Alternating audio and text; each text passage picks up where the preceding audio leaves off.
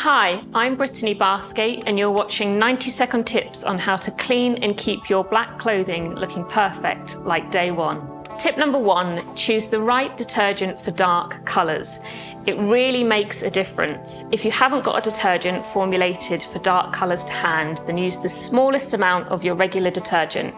Choose a liquid over powder to help prevent any undissolved particles clinging to dark clothing. Tip number 2, wash dark items separately. It may sound obvious, but it helps black clothing preserve its original colour and prevents the colour from running onto lighter clothes. Wash darks in reverse on a short cold water cycle between 60 to 80 degrees.